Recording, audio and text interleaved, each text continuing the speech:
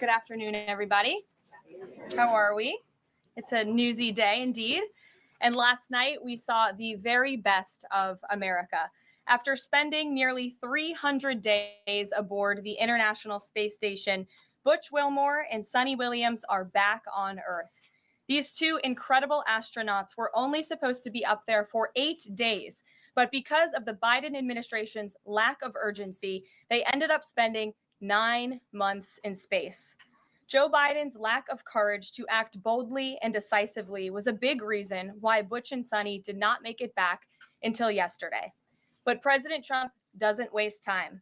Immediately after taking office, President Trump directed Elon Musk and SpaceX to rescue these brave astronauts alongside NASA. The president also called the acting administrator of NASA and told her to bring the astronauts home as soon as possible. As acting administrator Janet Petro said herself yesterday, per President Trump's direction, NASA and SpaceX worked diligently to pull the schedule a month earlier. The president looks forward to welcoming Butch and Sunny to the Oval Office when they are recovered. This historic mission brings new meaning to President Trump's promise to always look out for the forgotten man and woman. On another important matter, yesterday, President Trump and President Putin spoke about the need for peace and a ceasefire in the Ukraine war. Both leaders agreed this conflict needs to end with a lasting peace and also stressed the need for improved bilateral relations between the United States and Russia. President Trump also spoke with President Zelensky this morning to align both Russia and Ukraine in terms of their needs and requests. As President Trump has said repeatedly, the precious lives and money that both Ukraine and Russia have been spending in this war would be better spent on the needs of their people. This terrible conflict would have never started with President Trump in charge, but he's determined to end it once and for all. President Trump also promised maximum transparency and a commitment to rebuild the trust of the American people in our intelligence community. Part of that promise was to fully release previously classified records related to the assassination of former President John F. Kennedy, and he made that happen yesterday. This historic release consisted of approximately 80,000 pages of previously classified records that are now published. The records are available to access either online at archives.gov/JFK or in person, accessible to the American people at the National Archives in College Park, Maryland. Records that are currently only available for in-person viewing are being digitized and will be uploaded in the coming days. On another note, positive economic data continues to pour in, showing the immediate impact of President Trump's pro-growth agenda. After suffering a steep decline in the final year of the Biden administration, the manufacturing sector came roaring back in February. Industrial production surged in February. These are new numbers, 3 times at a greater 3 times rate than the expectations to its highest ever recorded level. And President Trump's laser focus on massive deregulation and unleashing our domestic energy industry is leading to stabilities for Americans' bottom lines. As Newsweek summed it up today, gas prices are plummeting under President Trump. And the Trump administration continues to make American communities safer through our ongoing mass deportation campaign of illegal alien criminals. Yesterday, FBI Director Kash Patel announced the agency captured another fugitive from its 10 most wanted list, securing the extradition of Francisco Javier Roman Bardeles, a key senior leader of the brutal MS-13 gang. And the brave men and women of ICE also arrested a number of dangerous aliens across the country in recent days. You will see them on this screen. ICE San Francisco just arrested a citizen of Guatemala convicted of sexual battery. ICE New Orleans arrested a citizen of Ecuador convicted of rape in Suffolk County, New York.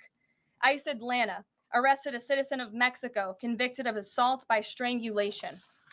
ICE Dallas arrested a citizen of Mexico convicted of assault with a firearm and rape with a foreign object. And ICE Houston arrested a citizen of Guatemala convicted of indecent sexual contact with a child in Texas. These are heinous criminal alien monsters who the previous administration allowed to flood into our country. And every time President Trump and this team deport one of them, our country becomes safer. Finally, before I open it up to questions, I want to tout how successful our efforts have been in filling out President Trump's administration. there have been a record number of 281 Senate confirmed nominations already, with another 280 in process. Here at the White House, OPM and GSA, we have filled 100% of the total number of slots.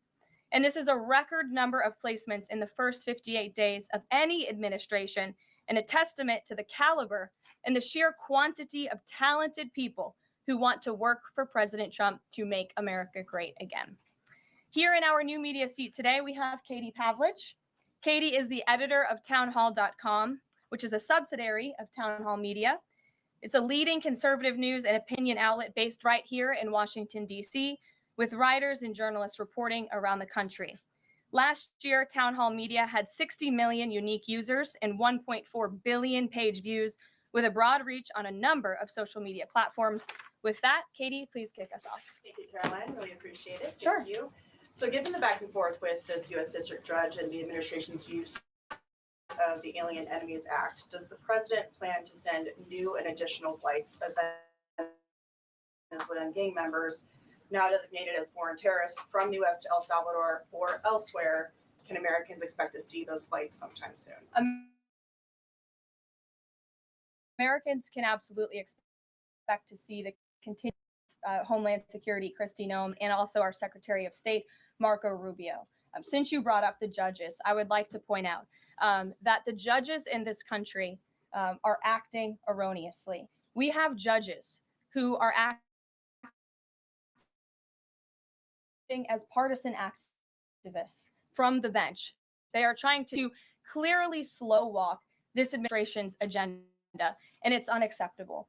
As the president said last night, we will continue to comply with these court orders. We will continue to fight these battles in courts, but it's incredibly apparent that there is a concerted effort by the far left to judge shop, to pick judges who are clearly acting as partisan activists from the bench in an attempt to derail this president's agenda. We will not allow that to happen. And not only are they usurping the will of the president and the chief executive of our country, but they are undermining the will of the American public, tens of millions of Americans who duly elected this president to implement the policies that are coming out of this White House. And then one more question. Senate Minority Leader Chuck Schumer said yesterday that he was united with Democrats in working against Americans who, quote, their attitude is, I made my money all by myself. How dare your government take my money from me? Or I built my company with my bare hands. How dare your government tell me how to treat my customers? What is the president's response to this, given his upcoming tax agenda and need to work on Capitol Hill? Well, we certainly hope that Democrats all of a sudden are for more money in the pockets of the American public. The president has made it incredibly clear that he is committed to tax cuts. He is committed to passing a big reconciliation package later this year, ending no taxes on tips, taxes on overtime, no taxes on Social Security for our hardworking seniors. And we encourage everybody on Capitol Hill to support that when it comes to the finish line, especially Democrats who clearly need a boost from the American public right now. Their approvals are at an all-time record low. Thanks for being with us, Katie. Garrett. I have one other question, but I want to follow up on Katie's question. Actually, you said the mass deportation campaign would continue, but she asked about the flights specifically. Will those flights to El Salvador continue? Well, this case being deportations. And I would just like to point out that the judge in this case is essentially trying to say that the president doesn't have the executive authority to deport foreign terrorists from our American soil. That is an egregious abuse of the bench. This judge does not have that authority. It is the opinion of this White House and of this administration, and that's why we're fighting this in court. And it's very, very clear that this is an activist judge who is trying to usurp the president's authority. Under the Alien Enemies Act, the president has this power, and that's why this deportation campaign has continued. And this judge, Judge Boasberg, is a Democrat activist. He was appointed by Barack Obama. His wife has donated more than $10,000 to Democrats, and he has consistently shown his disdain for this president and his policies, and it's unacceptable. I wanted to go about the idea that these people are all foreign terrorists, but Judge Boasberg was originally appointed by George W. Bush and then elevated by Barack Obama. I just feel like I should clear that up. Well, let me just say something to that effect, Garrett. 67% of all of the injunctions in this century have come against which president? Donald J. Trump. Let me say that again. 60% of the injunctions by partisan activists in the judicial branch have come against President Donald Trump, and 92% of those have been from Democrat-appointed judges. This is a clear, concerted effort by leftists who don't like this president and are trying to impose or slow down his agenda.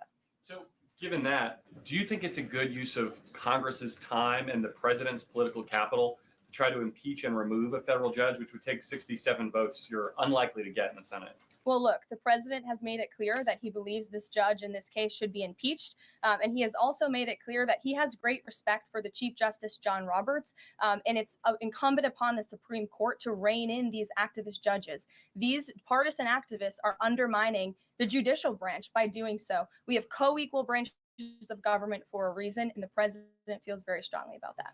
Jackie. Thanks, Carol. What options does the president have to, he says he's going to follow court orders. He wouldn't defy a court order, but he's raised these concerns about these judges acting in such a partisan way.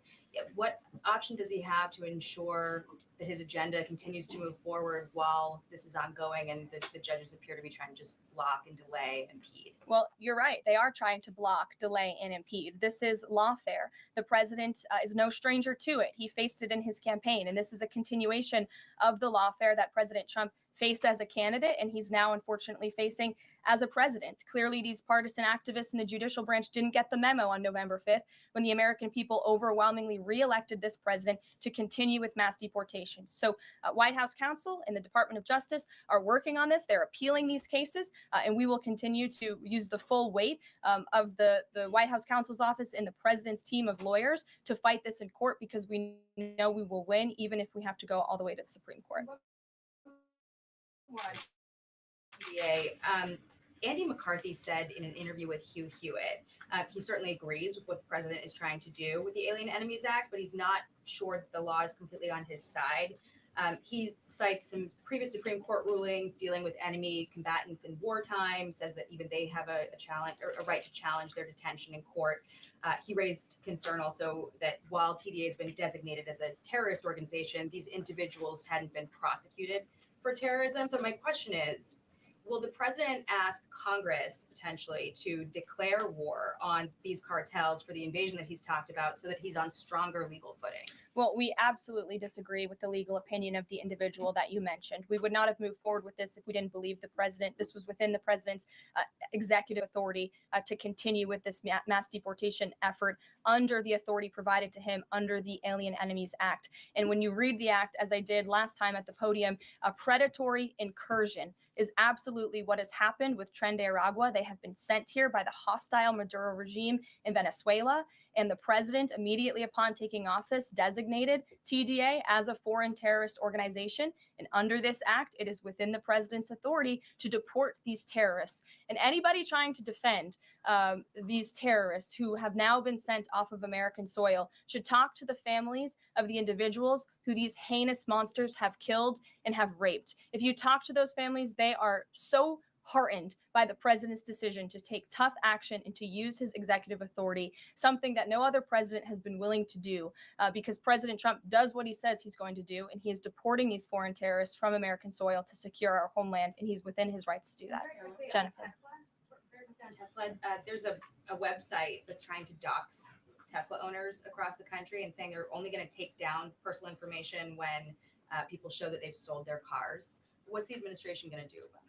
I haven't seen that website, but we certainly think it's despicable, the violence that has taken place against Tesla, the company, its employees, and also just Americans who have chosen to drive an electric vehicle. Many of them are Democrats, by the way.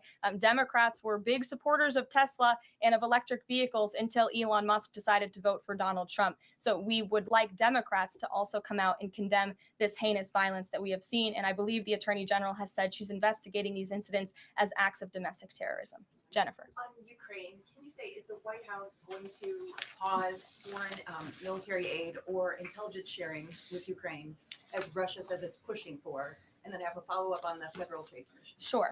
When it comes to Ukraine, I do have a statement for you from the National Security Advisor and also the Secretary of State. First, I'd like to reiterate what the president said earlier following his call with President Zelensky this morning. He said he just completed a very good telephone call with President Zelensky, It lasted approximately 1 hour. Much of the discussion was based on the call made yesterday with President Putin in order to align both Russia and Ukraine in terms of their requests and needs. We are very much on track, and I will ask Secretary of State Marco Rubio and Mike Waltz to give an accurate description of the points discussed. That statement will be put out shortly. While I have that statement for you right here, bear with me as I read it. Today, President Trump and Ukraine's President Vladimir Zelensky had a fantastic phone conversation. President Zelensky thanked President Trump for a productive start for the work of the Ukrainian and American teams in Jeddah on March 11th. The meeting of the senior officials from both nations significantly helped in moving toward ending the war. President Zelensky thanked President Trump for the support of the United States, especially the Javelin missiles that President Trump was first to provide and his efforts towards peace. The leaders agreed Ukraine and America will continue working together to bring about a real end to the war, and that lasting peace under President Trump's leadership can be achieved. President Trump fully briefed President Zelensky on his conversation with Putin and the key issues discussed. They reviewed the situation in Kursk and agreed to share information closely between their defense staffs as the battlefield situation evolved.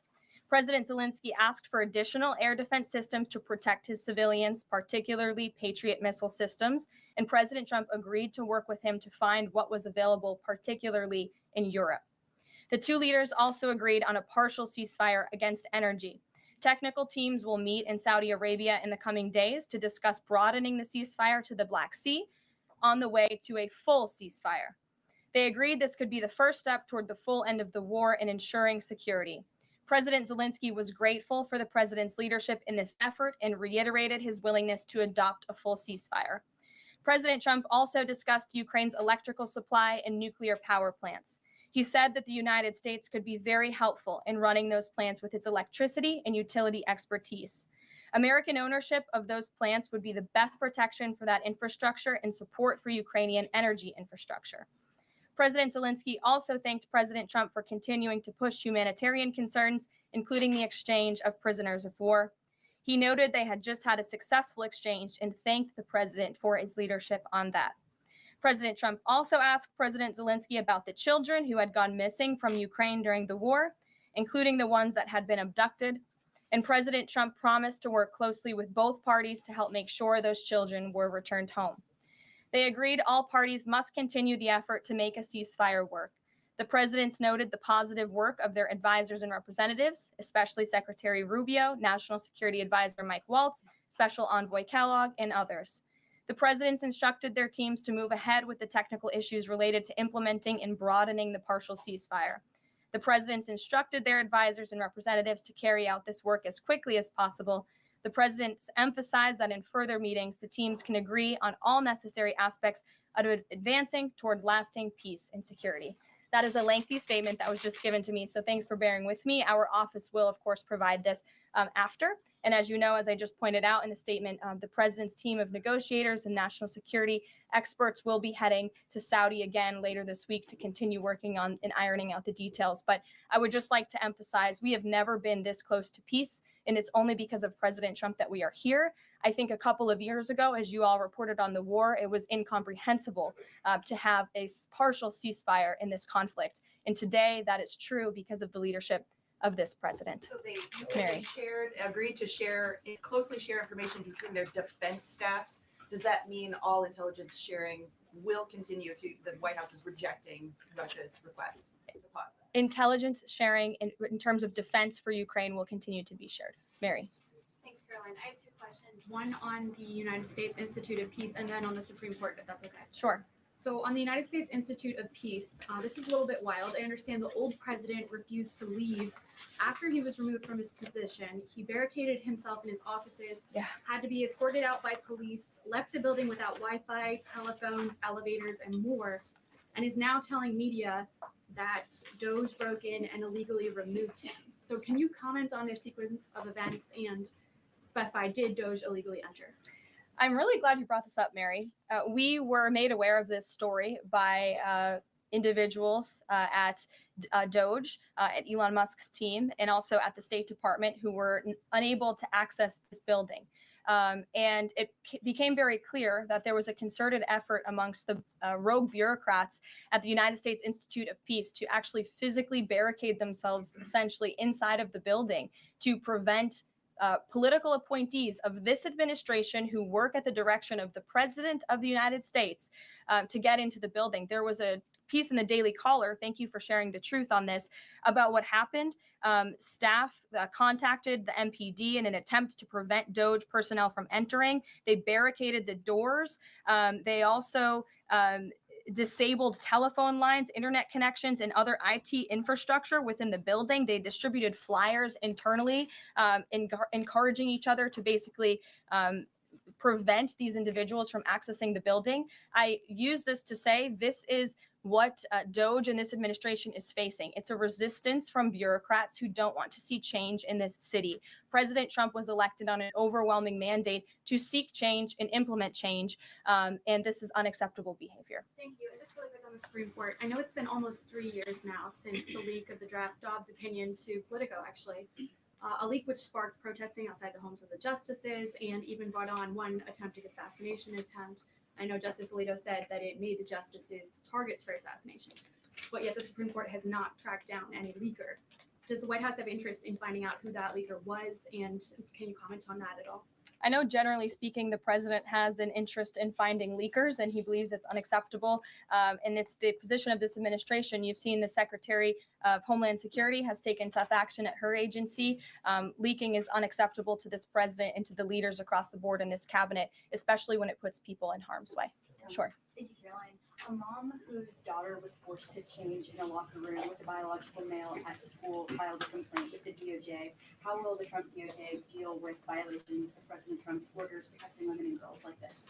I would defer you to the Department of Justice on that specific case, but the president has made it incredibly clear that it is the policy of this administration that there are only two genders, male and female, only two sexes rather, male and female, and that we are not going to tolerate such behavior by men pretending to be women. The president will continue to strongly stand for the rights of women and girls, not just in sports and on athletic fields, but also in private spaces like locker rooms and bathrooms. Sure. Go ahead. Thank you. On the FTC, two quick questions. Can you explain the president's thinking in his decision to fire the two Democratic commissioners, especially given that Mark Meadow is on track to be confirmed next week and there would be a Republican majority? My biggest question is why now? Sure.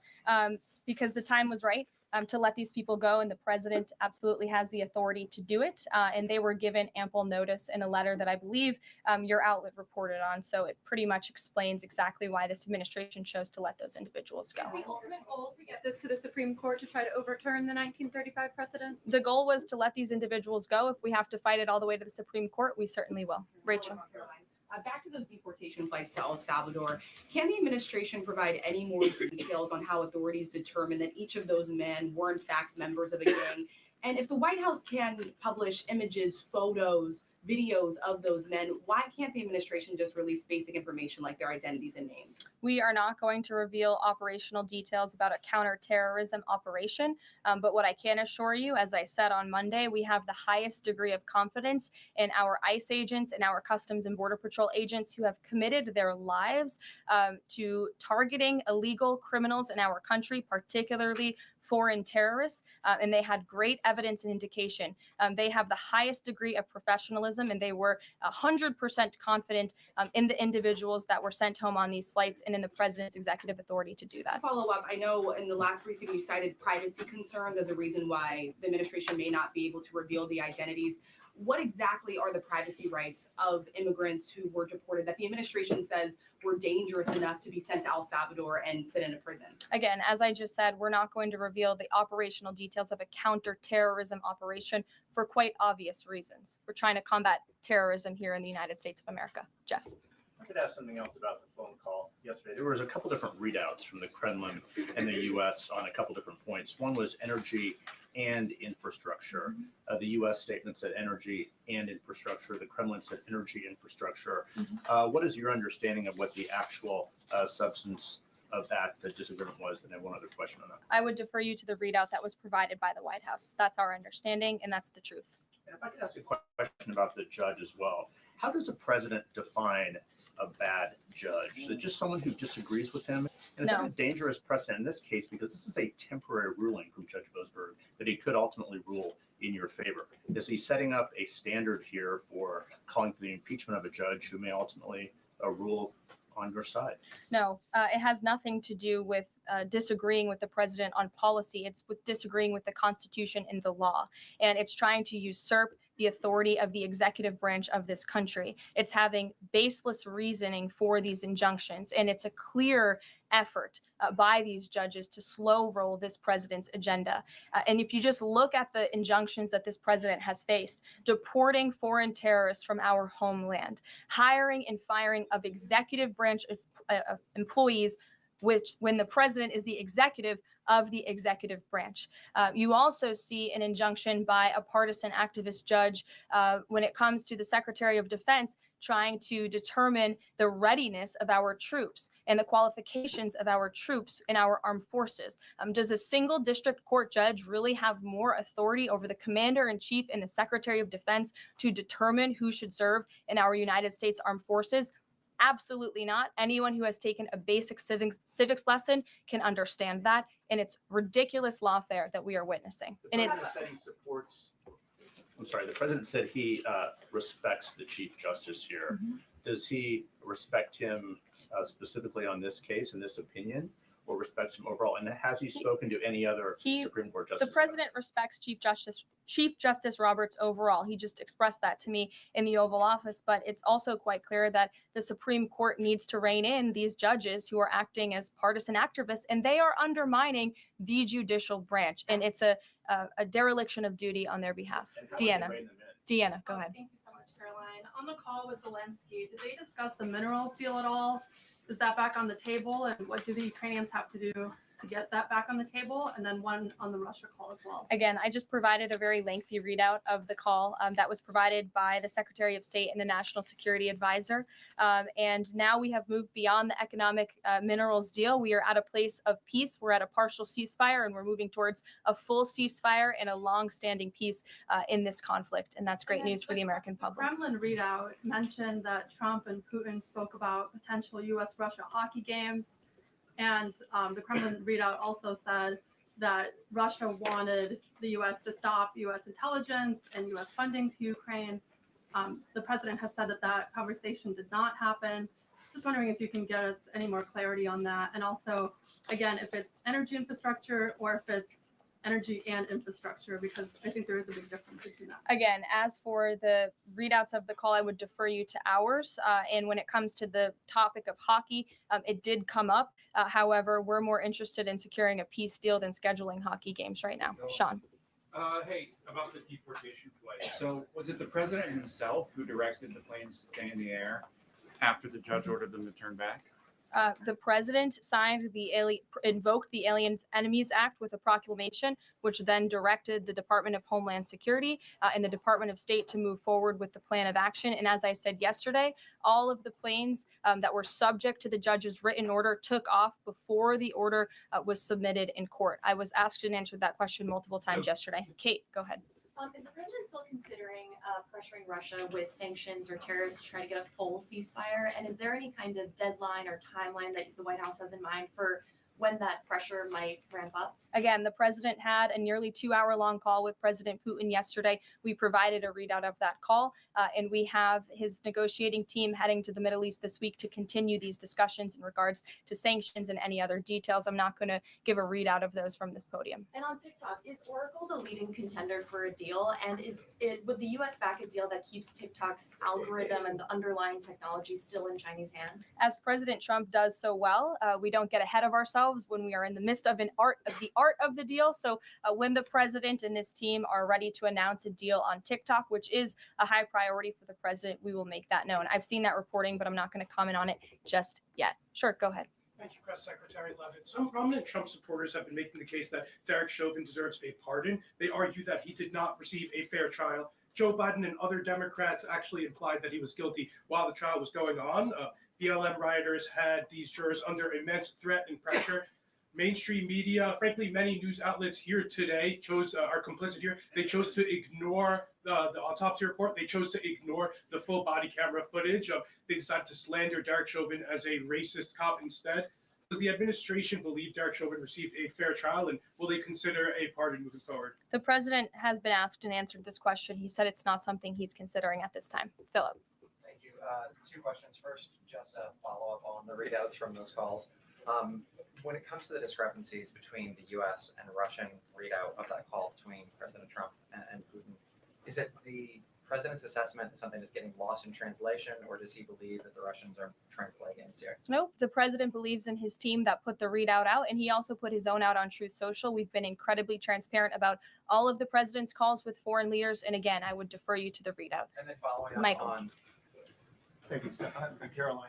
White House said yesterday that gas prices across the U.S. have fallen for the fourth straight week. 34 states now seeing gas under $3 a gallon. This limited ceasefire with Ukraine regarding oil refineries, energy, will that affect gas prices here in the U.S.? Well, it's certainly the president's hope that gas prices will continue to fall, and he's working every single day to ensure that we do. As you just mentioned, there's been very encouraging data. Inflation is cooling and gas prices are falling. The president has established a National Energy Dominance Council, and it's ultimately the president's goal. And this administration is working hard on it every single day to increase our energy production right here in the United States of America, to have a Trump energy boom like we saw in our first term, which will not only lead to lower fuel prices here at home, but also lessen the rate of inflation that was created by the previous administration. One more on Tesla, Caroline. Tim Walz, Governor Walz, saying last night he frequently checks Tesla stock. In doing so, to quote, give me a little boost during the day. How should Americans view politicians who take pride in the downfall of an American car company? I think that's quite sad, but I think Governor Walz unfortunately is living a sad existence after his devastating defeat on November 5th. Reagan, go ahead. Thank you, Caroline. Across the country, Tesla cars are being lit on fire, dealerships are being shot up, Molotov cocktails are being used. There was a website posted yesterday that shared the addresses of private Tesla owners and reportedly had Kash Patel's information on it. AG Gandhi has called this acts of domestic terrorism. Does the White House have any indication that this is some sort of coordinated movement or that it's being funded by some outside group? And do you know if the investigation by the DOJ is being investigated as incidents of organized terror? I believe the Attorney General has made her comments clear on that. She is investigating these events as acts of domestic terrorism, and we fully condemn them. And as I said earlier to Jackie's question, we think it's despicable what is happening to not just this American company, but also their innocent employees. And again, innocent Americans who drive these vehicles. We condemn it wholeheartedly. Sure. More than 24,000 workers in 18 agencies are in the process of being reinstated.